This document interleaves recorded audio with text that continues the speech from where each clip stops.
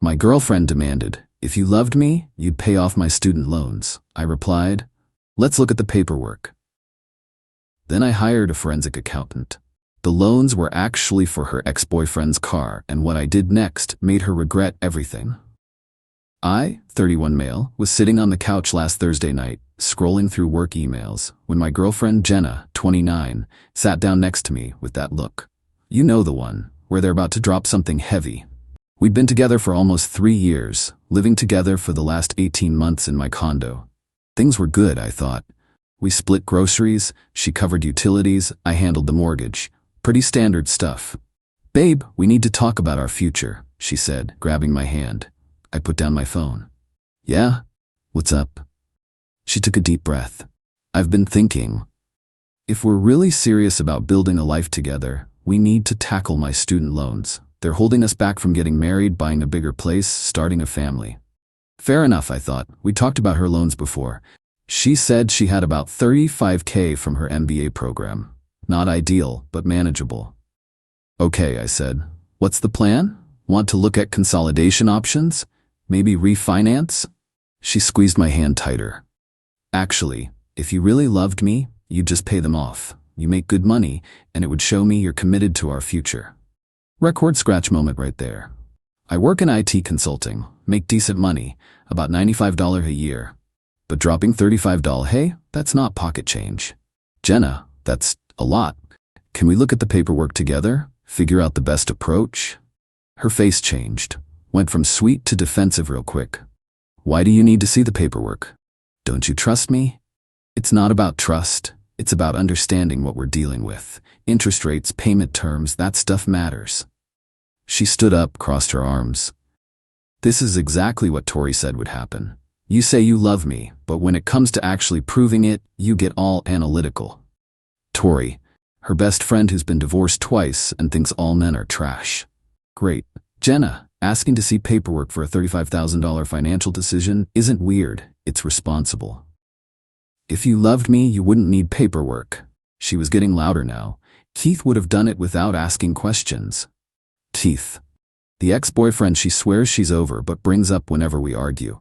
The guy who supposedly broke her heart 2 years before we met. "I'm not Keith," I said, staying calm. "And if you want my help, I need to see the loans. That's reasonable." She stormed off to the bedroom, slammed the door. Classic. I sat there thinking. Something felt off. She'd been weird about money lately. Asking for cash for emergencies that she never fully explained. Getting packages she said were returns, but never seemed to actually return. Next morning, she acted like nothing happened. Made breakfast, kissed me goodbye for work. But I couldn't shake the feeling. So I did something maybe I shouldn't have. I hired a forensic accountant. Found the guy through a friend who went through a nasty divorce. Cost me $1,500 up front, but he specialized in financial investigations. Told him I needed to verify some financial obligations before making a major payment. Gave him what I knew, her full name, the school she attended, rough dates. Told him she claimed $35 in student loans. 3 days later, he called me at work. "Mr. Thompson, you might want to sit down for this." Update 1. Holy hell. The forensic accountant Bradley just laid it all out, and I'm still processing. Here's what he found. Jenna does have student loans. $8,700 worth. She's been making minimum payments for years, which is why the balance barely moves. But here's the kicker. There's a car loan. A $26,000 car loan for a BMW M3 taken out 4 years ago. The name on the loan? Jenna Reeves, her name. The registered owner? Keith Morrison, her ex-boyfriend. She's been paying $540 a month for his car for 4 years. Bradley found more. The loan originated 2 months before she claims they broke up. She's listed as the primary borrower. He's not even co-signed. The car's registration has been renewed twice, still in his name. Insurance records show he's had 2 claims on it. Minor accidents, both his fault. But wait, it gets worse. Remember those emergencies she needed cash for? Bradley traced patterns. Every month around the 15th, she'd withdraw $500 to $600 cash. The car payment hits on the 20th. She's been using my money to pay for her ex's car. I felt sick, actually had to leave work early. When I got home, Jenna was there with Tori. They were drinking wine, laughing about something on Tori's phone. stopped when they saw me. "You're home early," Jenna said, suddenly nervous. "We need to talk. Alone." Tori rolled her eyes. "Whatever you need to say to her, you can say in front of me." "No, I really can't. This is private." Jenna nodded at Tori, who left but made sure to give me the stink eye on her way out. I sat down, pulled out Bradley's report. "I know about the BMW, Jenna." Her face went white, then red, then came the tears. "You investigated me. How dare you?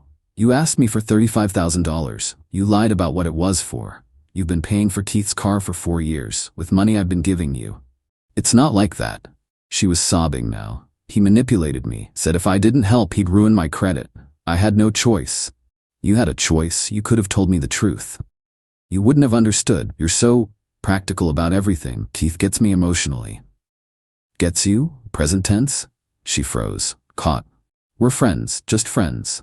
I pulled out my phone, showed her a screenshot Bradley had found, Keith's Instagram from last week, the BMW in the background. Caption, "Thanks to my ride or die for keeping me rolling. You know who you are."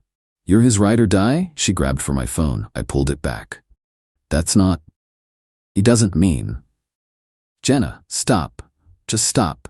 You've been paying for your ex's car while living in my condo, eating food I buy, asking me for emergency money that goes straight to his payment, and then you tried to manipulate me into paying the whole thing off." "I love you," she wailed. "Keith means nothing." "Then why are you paying for his car?" Because. She couldn't finish. "You need to leave. Pack your stuff, stay with Tori. We're done." "You can't kick me out. I have rights. I've lived here for 18 months. "You're not on the lease. You're a guest who's overstayed their welcome. Get your things." She called me every name in the book. Said I was controlling, abusive, cheap. Then called Tori, who showed up 20 minutes later acting like she was picking up a domestic violence victim. They loaded up Tori's car with Jenna's stuff. As they were leaving, Jenna turned back. "Keith was right about you. You're heartless. Keith can start paying for his own car now. See how right he is then." Update 2. It's been 5 days since I kicked Jenna out, and hoo boy, the entitlement came out in full force. Day 1 after the breakup. Got 73 texts ranging from "I'm sorry baby, please talk to me," to "You're a pathetic control freak who will die alone." Blocked her number. Day 2. She started emailing my work address. IT flagged them as spam pretty quick, but not before I saw the subject lines. "Urgent, relationship emergency. You're making a mistake. Keith never treated me like this." Forwarded them all to my personal email for documentation, then blocked her there too.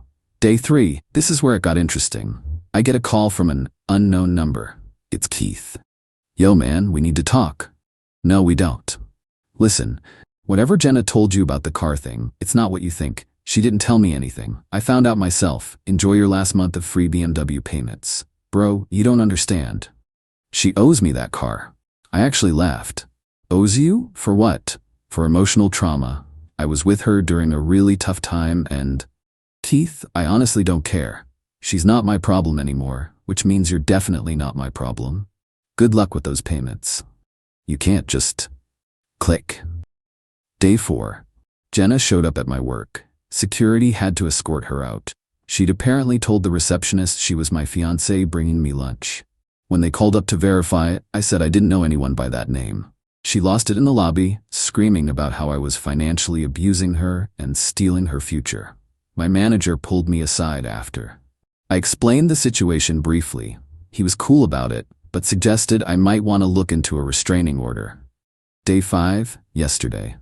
The nuclear option. I get a call from my mom. "Danny, what did you do to that poor girl?" Jenna had somehow found my mother's Facebook and sent her a massive message about how I promised to marry her, then abandoned her. Left her homeless and penniless, emotionally manipulated her for years, forced her to pay for everything while I hoarded my money. She even sent my mom fake screenshots of supposed text conversations where I'm saying horrible things. Pretty convincing at first glance, but the timestamps were all wrong, and she spelled my last name wrong in the contact info. Spent 2 hours on the phone with mom showing her the real evidence. She was pissed. Not at me, at Jenna. The audacity of that girl, using her ex-boyfriend to manipulate you, and then trying to turn me against my own son. But here's where it gets really good. Last night, around 11 p.m., I get a notification from my credit monitoring app. Someone tried to apply for a credit card using my SSN. Guess who knows my SSN from all those times she helped me with tax paperwork? Called the credit card company immediately.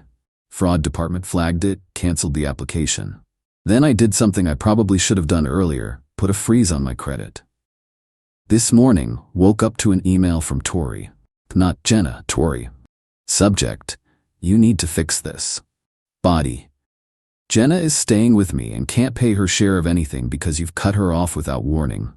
If you had any decency, you'd at least give her enough to get back on her feet. She's talking about having to declare bankruptcy because of the car situation.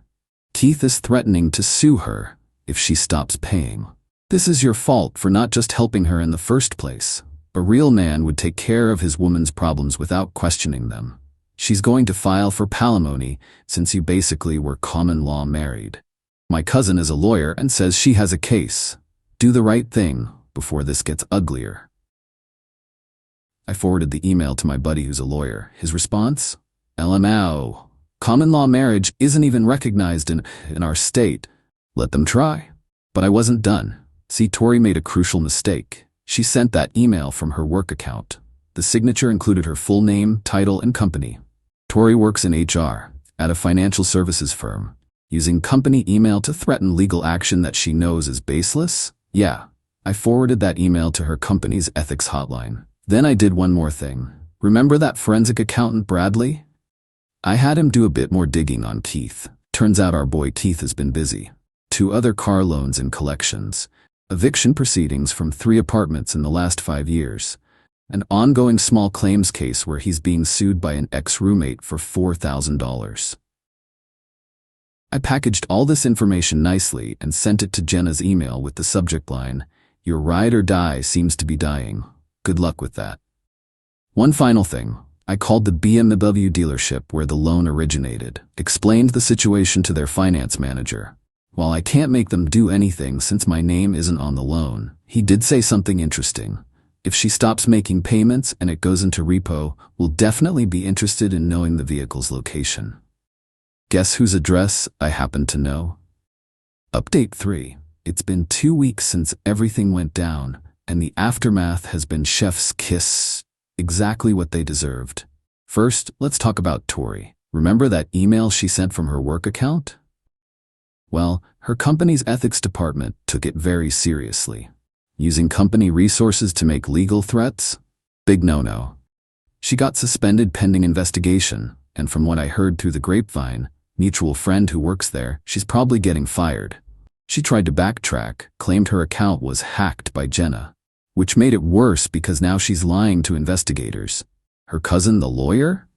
He's actually a paralegal, and when the company's legal team reached out to verify her claims about palimony, he threw her under the bus immediately. Now for Teeth. Oh, Teeth. So Jenna apparently panicked after getting my email about his financial situation. She confronted him about the other debts. His response? He accused me of making it all up and convinced her I was just trying to break them up because I was jealous of their connection. She believed him. Actually believed him. Until the repo man showed up at his apartment at 6 a.m. last Tuesday. See, Jenna missed the car payment this month. First time in 4 years. The loan was already flagged as high risk because of the payment history. Lots of late payments she covered with fees. So one missed payment triggered immediate action. Keith called Jenna screaming.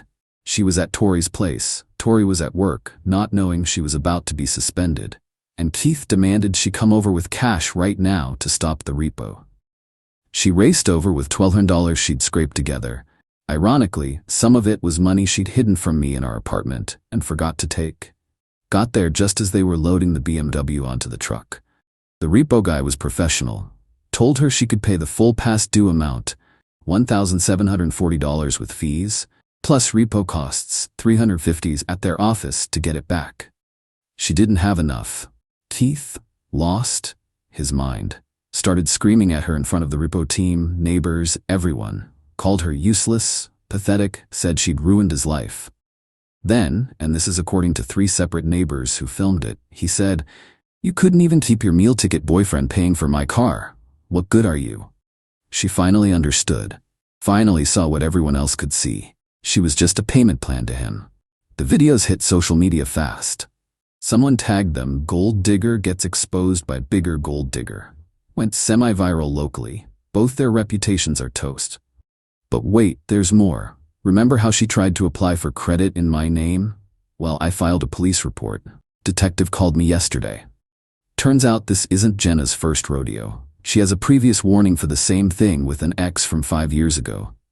Never prosecuted because he didn't want to press charges, just wanted her gone. I'm pressing charges. The detective also found something interesting. Those student loans she has? She's been in default for 3 years. Never told me that. The $8,700 has ballooned to almost $14,000 with penalties and interest. Her credit is destroyed. Yesterday afternoon, I get a call from an unknown number. Almost didn't answer, but something told me to pick up. It was Jenna's mom, Gloria. "Is this Daniel?" "Yes. I just wanted to apologize for my daughter. I saw the videos. I raised her better than this." We talked for almost an hour. Gloria told me, Jenna has been pulling this scam since college. She's used 3 different boyfriends to pay for various things for Keith. Gloria and her husband cut her off financially 2 years ago when they found out. Keith has been stringing Jenna along since high school. This isn't even the first car she's bought him. There was a motorcycle that got stolen, aka sold, in college. Gloria offered to pay me back for anything Jenna took. I declined but appreciated the gesture. She said she's forcing Jenna to go to therapy or she's completely cut off from the family. Last update as of this morning, Jenna sent me one final email from a new account. Not an apology, not a thank you for not pressing harder on the criminal charges. Nope. Subject, I hope you're happy. Body, you've ruined everything. Keith won't talk to me. Tori's getting fired because of your vindictive email. I'm homeless, carless, and now my parents think I'm a criminal. All because you couldn't just trust me and help with the loans like a normal boyfriend would. I'm going to have to move back to my hometown and work at my dad's hardware store. My life is over. Satisfied? I replied with just one line. Your ex-boyfriend's car loan was never my problem. Neither are you. Blocked that email too. Final update, it's been 3 months now. Figured I'd give one last update for closure. Jenna did indeed move back to her hometown. According to Gloria, who checks in occasionally to make sure I'm okay, sweet lady, Jenna's working at the hardware store and living with her parents. She's in court-ordered therapy as part of a plea deal for the identity theft charge. Got 18 months probation and had to pay restitution, a whole $500 for my credit monitoring services. Teeth? Without his free BMW, he couldn't maintain his successful guy image. Last I heard, he was couch surfing and trying to convince new girlfriends to invest in his business ideas. Good luck with that, buddy. Tori got fired. Tried to sue her company for wrongful termination. That went about as well as you'd expect. She's working retail now and subtweeting about fake friends and snakes constantly. Pretty sure she means Jenna, who threw her under the bus during the investigation. The BMW got auctioned. Jenna still owes about $12 on the loan after the sale. That plus her defaulted student loans means her credit won't recover for years. As for me, I'm doing good. Started dating someone new. Met her at a financial literacy workshop I started attending, figured I should brush up after this mess. She thought the whole story was wild but appreciated how I handled it. We joke that our first date activity will not be reviewing loan documents. Kept the forensic accountant's number though. Bradley sends me a Christmas card now. Says I was his most entertaining case of the year. Lesson learned. When someone tells you love means never having to see the paperwork, run. Run fast, run far, and take your credit report with you. Oh, and one final thing. Last week, I got a LinkedIn notification. Keith tried to connect with me. His message? Hey bro, no hard feelings about the whole situation. Actually starting a new venture and looking for investors. Interested? The audacity. The absolute audacity. Clicked ignore. Some people never learn. Edit.